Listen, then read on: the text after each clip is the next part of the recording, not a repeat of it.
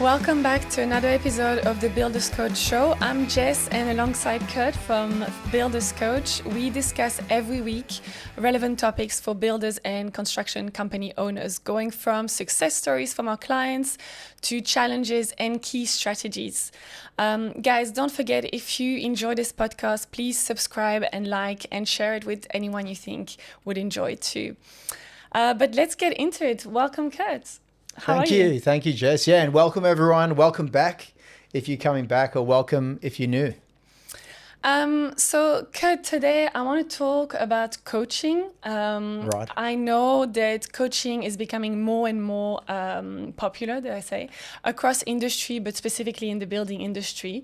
And there's a lot of things out there. So let's talk about it. Guys, if you're wondering what type of coaching is best for you and the best fit for your business, this is the episode to tune into. So tell us, what is there out there? You spot on. There's so much out there at the moment, right? And it's interesting. We live in like the information age, so there's it's almost like an overwhelming amount of information, like a tsunami of information out there. And it's less about information being available online, and more about being discerning about accessing the information that you need. Okay, so what types of coaching do we have out there? There's obviously online programs. There's a lot of video content. So online courses, there's group coaching courses that are online and in person. And then there's the more nuanced and specialized one-on-one coaching as well. And then there's packages with a combination of those, which we have. We have online videos and content, and we have, sessions where we get guys together in groups. Mm-hmm. But predominantly we offer sort of one-on-one specialized coaching for our private clients. So when we talk about coaching, and specifically you talk about peak performance in business, I think there's three areas that are probably the most important, and that's leadership. We talk a lot about leadership skills, leadership development, mindset, that can be like a big one. And then the third one also is system and process implementation. So I want to go into those three categories and just talk a little bit about your experience and some of your insights around that.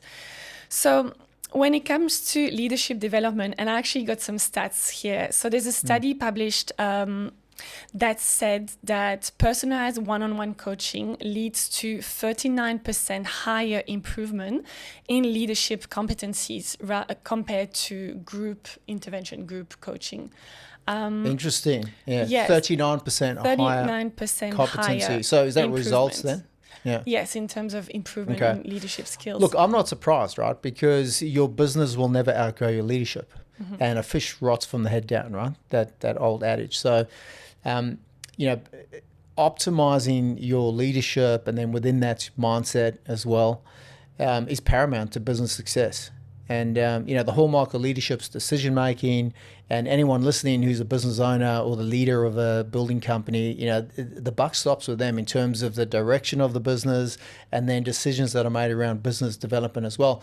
But every leader is different and every business is different. So there's a lot of nuance in there.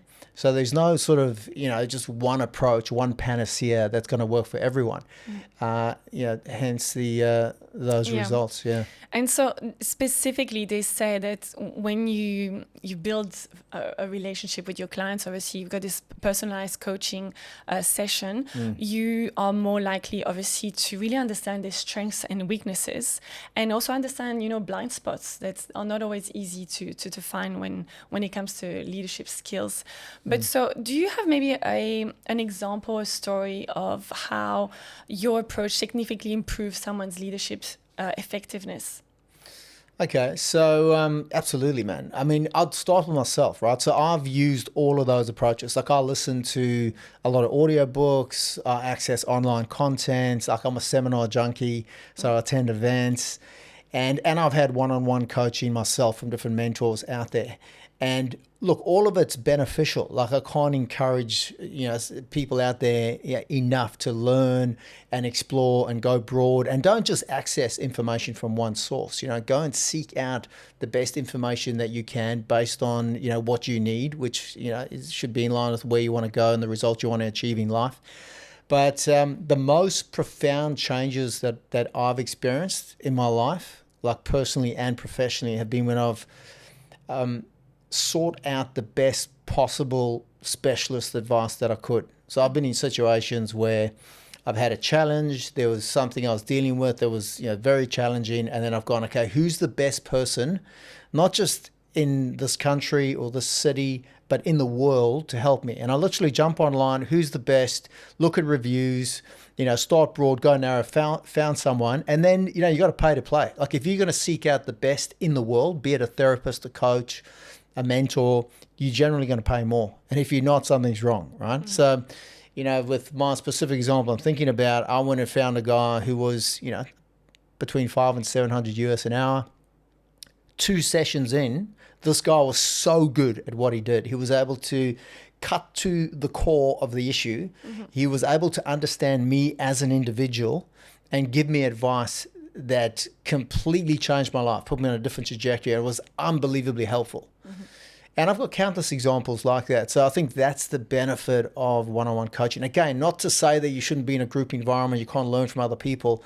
I think you need to have that as a supplement to one-on-one coaching. But if you want to aim for peak performance and optimization, which is our specialty within business coaching for builders, it is all about peak performance. What's the absolute best you can achieve, and how do you optimize your results and your leadership and your mindset and your processes? Then you're going to need to sit down with someone who understands how to get you there. Yeah. And you were telling me earlier about a story about one of your clients having a need to, develop their leadership. Do you want to talk me through young guy that I was telling you about? Mm-hmm. Okay, yeah. So this is interesting. And this is why, when I say nuance, like everyone's different. Every business is different. So this guy's specific situation, when he was young, he had a friend group where it wasn't cool to do well at school. Like if you got an A in an exam, you got ridiculed, right? And put down. So, over, time, subconsciously he developed this pattern of behavior where it wasn't cool to do really well. And I was working with him, and we it eventually came up in a conversation, and he literally had a moment. There was a moment in time where there was something in him that snapped, where he was accepting substandard performance from his team, from his subcontractors and his guys, and he realized it was just underpinned by this belief that it wasn't cool to set high standards. And he was like, you know what, screw that. I do have high standards, because he did have high standards in other areas of his life. He's fit and healthy, and he wanted the best for his relationships, his personal relationships. And he was like, no, we're going to raise the bar. But what that meant was he was going to have to say no to people. So there were people that he knew, friends that he grew up with, who were subcontractors, like an electrician and a plumber, who he had to say, look, either you come up to where we're going to be playing, like here's the new standard, or you're going to have to find work elsewhere. And there was literally, like I said, a moment where it was like, enough's enough. I'm drawing a line in the sand, and this is how it's going to be from now on. So that was interesting. That was just his own upbringing and a belief system. So beliefs impact behavior big time.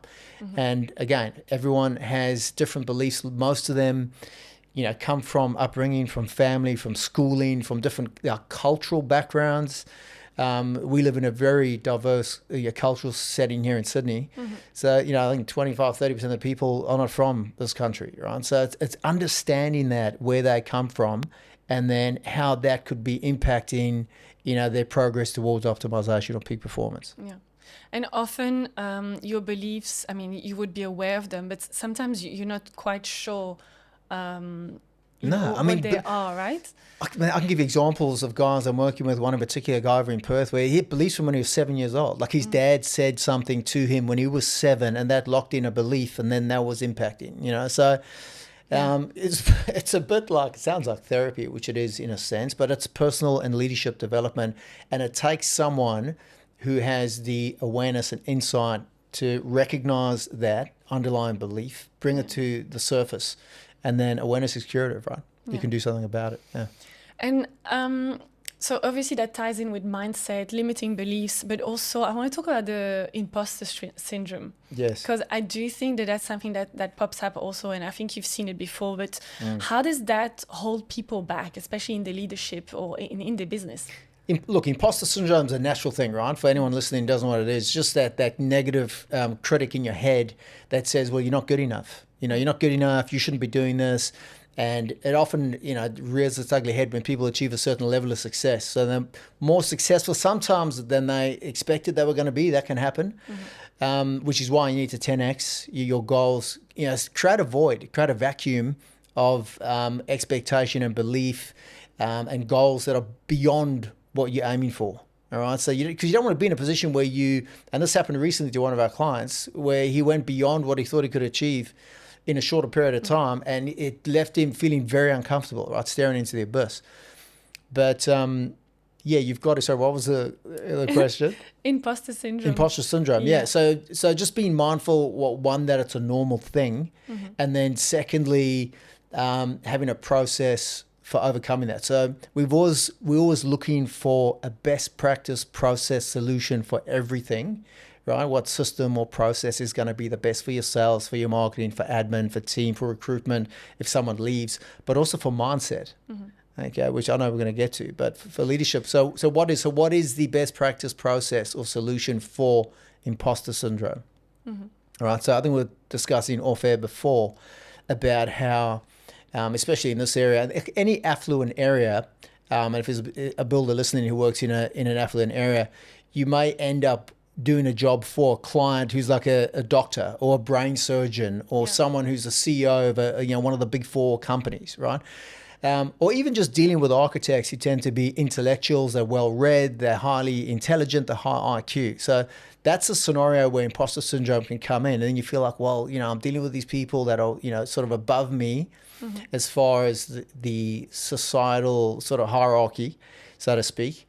How do you deal with that? How do you not feel like you're an imposter or you not worthy of leading these people? Because really, you need to lead your clients through your process, which has their best interests at heart. That's what we teach our builders. So the process solution there is recognizing that 1,000 times more than any of your clients about what you do. And this is why it's important to specialize, become a cardiologist, not a GP in terms of your specialty, your building specialty. But by virtue of that, even if you've just started building, you know a hell of a lot more about building than anyone who's not a builder, even if they are a brain surgeon.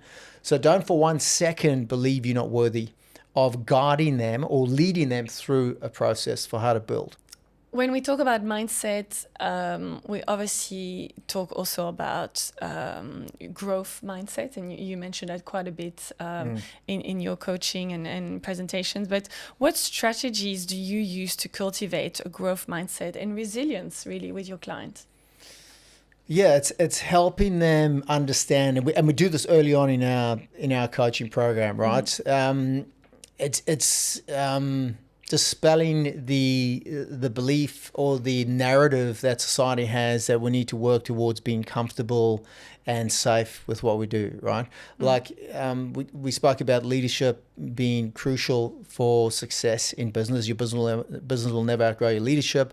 And then if you're heading towards peak performance optimization, like just look at examples of other areas in life where there are peak performers, or where you see optimization, sport, the military, the special forces. You can see those people walk towards fear. They walk towards danger. They're living on the edge of their capability. So I make that abundantly clear from day one. Like if you want to achieve great things, you're going to need to get out of your comfort zone to the extent that you become comfortable being uncomfortable.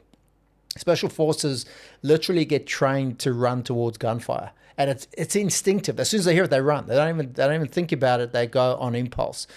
So as a leader of your business, you're not working towards retirement where you're just going to stop and everything's going to be comfortable. You're going to, like someone who goes to the gym, you're going to fall in love with that burn, with that pain, whether it's, cardio training or, your muscles burning from lifting weights in the gym. You can enjoy that. And I remember Arnold Schwarzenegger saying it in his Pumping Iron video years ago, that he loves that feeling. He loves the pain and the burn that comes because he knows that he's improving his physique, and it's going to put him in a better position to win Mr. Olympia, right? So you need to adopt that philosophy. And if we bring that back to learning and development, right, it's you win or you learn, all right? So making mistakes is not a bad thing. And that's another narrative that we get from our upbringing and from schooling, where if you do badly in an exam, you fail the test, that's bad. If you pass, it's good. You know, to succeed in business, you need to make mistakes, and then you can learn from those mistakes. You get data, you can course correct, which is why reflecting and reviewing is so important. It's also why most people in business are on the spectrum and have ADHD or somewhere along that line, because they tend to be more impulsive, they take action, they learn, and you don't need to be highly intelligent or have a high IQ to make lots of money. You need to take massive action.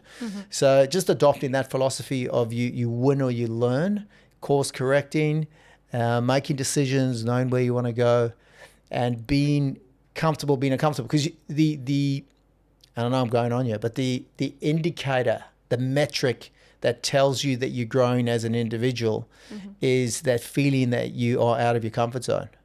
So as soon as that goes away, you've stopped learning. And you can't just plateau. You're either growing and going forward, or you're going backwards. So you've just got to, you know, and again, we do this early on. We get guys to accept and embrace the fact that they're going to be uncomfortable for the rest of their lives, and then enjoy that. And you see it happen. Like when people retire and they do nothing. I mean, even on the break now, I was getting itchy to get back, because you miss the dopamine and the excitement of being at work and doing things that make you uncomfortable, because it's, you know, excitement and fear, closely related emotions. Okay, well, I think that's leadership, development, and mindset, two really, really important areas that you deal with in terms closely of coaching. Related and really important. Yeah, when it comes to peak performance. And obviously all of that needs to be it's going to be tailored to the individual, right?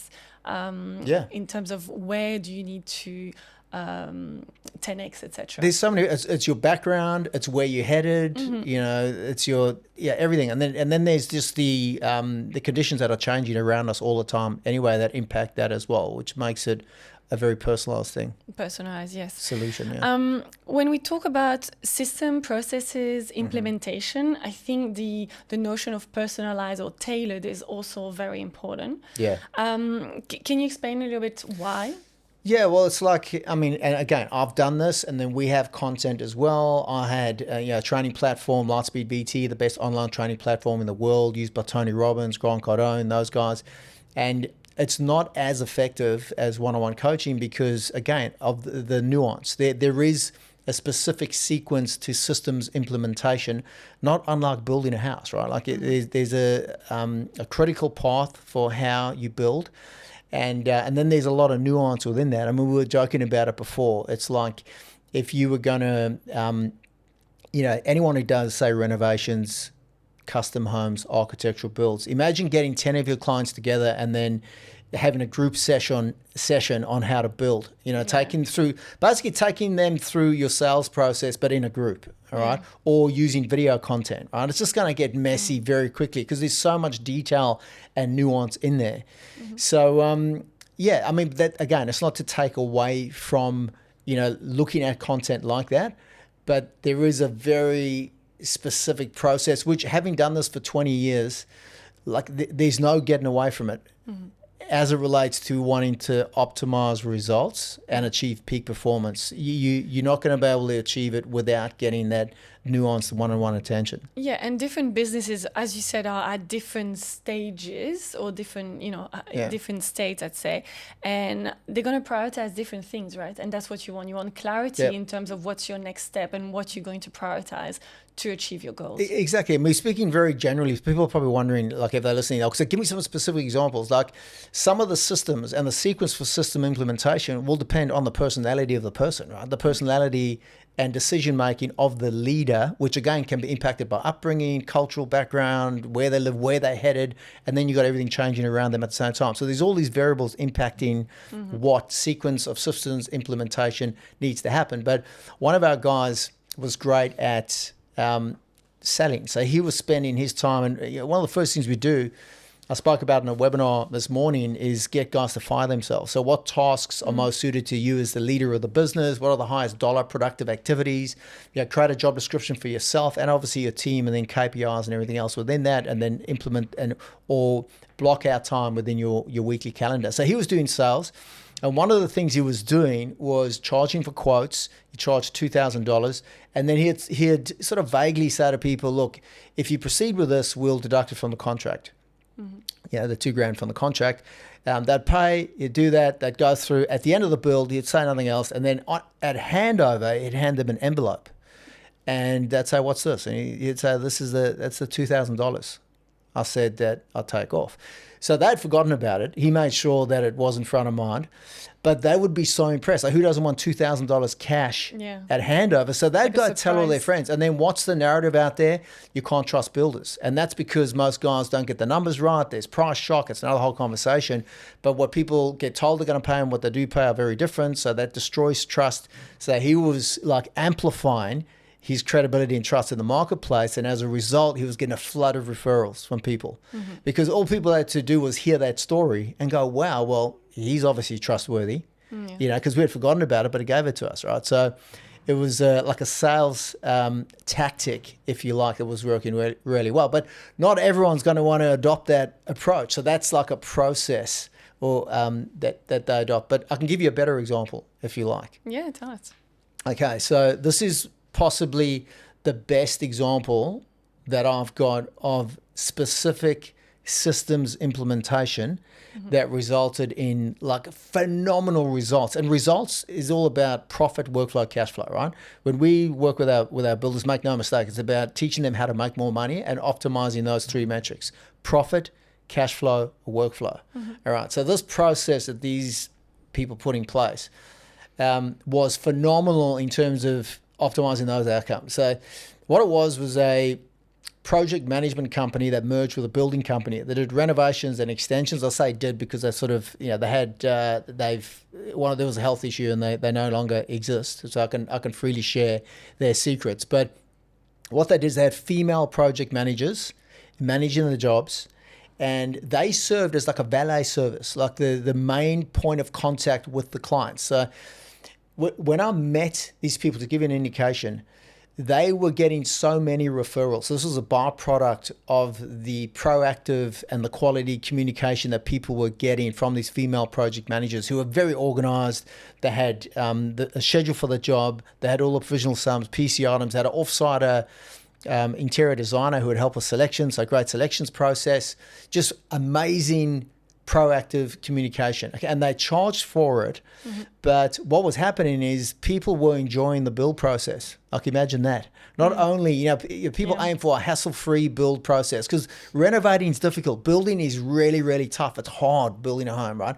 And for most people, it's painful. And at the end of it, they go, yeah, happy with the outcome, but Jesus, I don't know if I want to do that again. So they had a situation where it was not only hassle-free, but an enjoyable experience. So they had clients. One in particular, a husband and wife team, young couple that did they were flipping houses, doing renos. Their testimonial was, we didn't have a single argument during this build, right? Unheard of. People are going to their kids' sport on the weekend and, they would say things like, we've just finished this build. We're so disappointed because we're enjoying it so much. We're having so much fun, right? Who says that? People are like, get out of here. What the hell are you talking about, right? I know people who would not build again, even if you offered to do it for free, right? I know a guy personally who sold his house halfway through a build, okay? So there's endless horror stories. And these guys flipped the script. People have an enjoyable experience to the extent that I used them on one of my properties, and it was amazing. We had this woman, Erica, that came in, and I paid a 40% margin, all right, to get 2 bathrooms done, and it was worth it. It was like I did not care because it was hassle-free. And when you've got a business, you've got kids, you've got things going on, to have to worry about all these guys using the right plans, what's the issues, you're struggling with decision fatigue, you're making selections, all that sort of thing. To have someone who's organized, who's proactive, who's process-driven, who's professional, is off the chart worth it. Like, you happily pay. I saw the agreement that they sent through and on the service that they offered, and I said, let's sign up within 60 minutes of receiving it. Like, it was immediate. So they had an overflow of referral work coming to them that we had to farm out to 5 other builders in the area. They had someone asked to send a contract through, wanting to sign a contract for a build without meeting them. Just send it through, just wanting to pay money. So that's a very specific process solution, right? Where they used these project managers, and yeah, they were sexist. They used female project managers because these women were able to communicate with finesse, right? Because a woman do communicate differently to guys. Like we're quite one-dimensional, right? Where we can like get shit done, but these women had real finesse. I remember this woman, Erica, came into the home, and you know she was speaking to us. She was like, "How's everything going?" And she was sensing, you know, like how, and you could see she was doing it, and she was like, "Okay, the kid's okay." And she was like, "Okay, great." And then it was, "Okay, let's get down to business." And that ball breaker, like getting shit done. What that meant is any changes which do occur on a custom build and a renovation all the time, she was dealing with them. The guys on site were head down, arse up, just getting shit done. Yeah. So they were freed from having to deal with client communication. The client was getting proactive communication. They were happy. So it's, you know, it's absolutely game changer. But again, it's not for everyone. Not everyone's going to go down that path. Yeah. And we've got a couple of husband and wife teams that are setting up a similar process now. And the stories go on. There's plenty of stories like it, but you can see how it's very tailored. And, you know, that's something that you enjoy. Then you're going to be having fun while offering a point of difference, while making more money. And you can see how that all lends itself to, you know, optimization and peak performance. I want to talk a little bit about speed to implementation. Yeah. Because I've got a study here from Harvard Business Review 2021.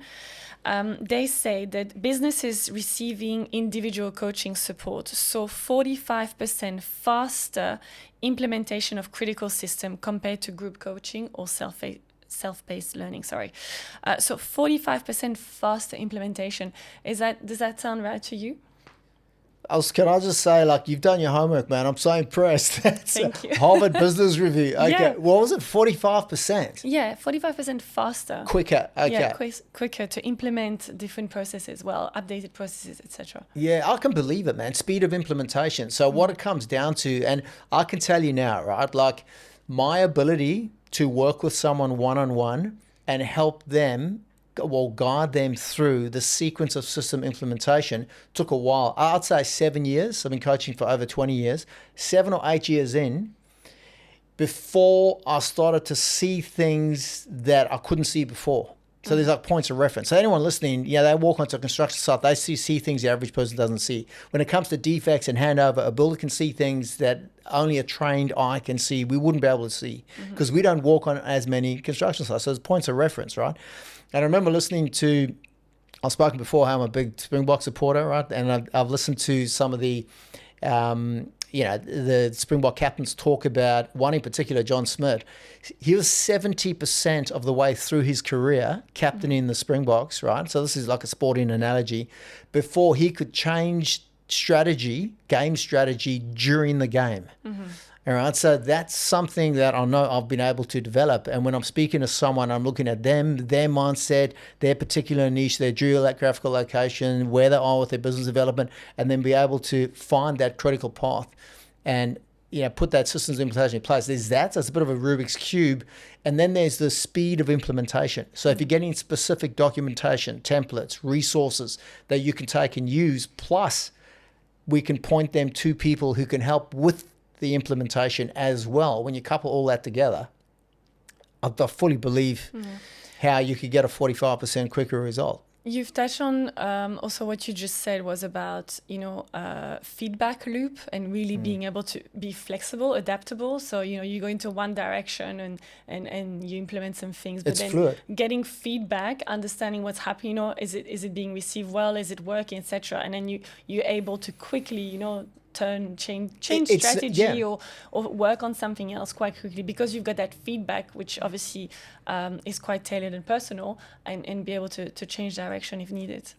And it's multifaceted, right? It's like a kaleidoscope of things all happening at the same time, be able to look at it and then based on previous experience, see what the best way forward is. So it's interesting, yeah. So there's a lot of nuance, and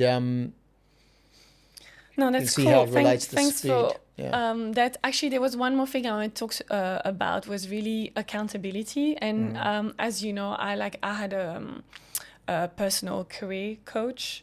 And I have to Yes. say, accountability was really a big one. Like, you've seen me, like, at the last minute, even sometimes the day before, go like, oh my God, I've got my call tomorrow Yeah. morning and I need to get onto it. So I think accountability is really important. Yeah. And when you are in when you're doing a self-paced learning, it's hard, right? It's hard to keep yourself accountable. And then when you're in a group setting, you can hide a little bit behind other people and the group setting itself. Yeah. But when it's one-on-one, there's just no way Yeah. to hide, right? Look, there's there's accountability, and then paying money as well helps. Like if you don't pay, you don't pay attention, right? So putting some money down, there's that sort of accountability of wanting to get return on your investment and return on your time. But so we couple the one-on-one coaching and then that specific, process and the individual part that we take everyone down with like a group session at least once a year where people get up and then share what they've done. Yeah. Especially our peak performers, the guys in our 7-figure club, so to speak, they get to share what's working, what's not, and then others get to ask questions around it. So it's good to get people together who are like-minded, and then you get steel sharpening steel. But there's no escaping the benefits of one-on-one coaching, and obviously, the research says it all. I'm an empiricist. I believe in empirical evidence. Show me the research. It's good to see. And I was going to to ask you about your approach, and you kind of mentioned it. It's kind of this one-on-one personalized coaching with that community building, which is really important too, obviously. So I think you'll agree that that's kind of your approach. So there's no paint by numbers. There's no, because if it was like, hey, just go from here and then do this step, then that step, and there's step 87, then 89. If it was the same for everyone, then we wouldn't need individual coaching, right? Or therapy or whatever else. So all elite sports people use, the best coach, and they seek out the best people. The quality of your mentor or coach matters. And, I look back when I started out, man, I was doing paint by numbers because I didn't have the points of reference. And then I was like, wow, okay. So, you can't just guide someone, I was part of a coaching organization. Some of the coaches would just run with marketing. It's just scale, market, run, but you can market yourself out the back door. It's so important to have a foundation in place, and somewhere you need to lay a slab, for a building. So selecting a mentor who knows what they're doing and has runs on the board. And there's no one solution for everyone. It's a personalized thing. But that I find to be really important. It's the same with me. That example I was talking about before, when I had one guy understand me, that was a very specific solution that I needed at that time in my life. And he was not the only guy, but in his specialty, there wouldn't be many that would have been able to do what he did as quickly as he could because of his expertise and his specialty. And that's expertise, and experience in general, right? It takes a few mileage, to get there. I'd say that probably younger coaches would be, sticking to a framework and kind of like going with like... Or employee coaches. Some companies employ people and then they've got they're good in a narrow bandwidth. But you can, I've seen some things. Like I've seen some people get put on the wrong track. As in, I've had builders come to me who've had coaches, and then I've gone, look behind the curtain, so to speak, and it's been, a gruesome discovery. And I've had to help course correct before they crash and burn, Thanks for this. I think it's been really valuable. So hopefully that helped our listeners. Last little thing I was going to say, and it's a question for you. Sure. I've got return on investment data here, so I just want to see if you get it right. But so evidence shows that personalized coaching leads to a significant return on investment. What do you think that number is in percentage? We work on 10x minimum. So whatever our clients pay us, we need to return 10 times more in profit in a 12-month period. Otherwise, we're wasting our time, and we do not like to waste our time, right? So nice. Yeah. Well, look, this is from research, evidence, which obviously is broad and is not for the building industry specifically, and it's global, but it says sometimes up to 500%, so 5x. Yeah. Definitely 5x for personalized coaching over group coaching. So Yeah. You got it. So we'll meet that and then just raise it, double it to 10x. Nice. Yeah, cool. I like that. I like those stats. That's it, Kurt, for today. Thank you. Thank you, Jess. And thanks to you guys for listening. We'll see you on the next one. Take Bye. care.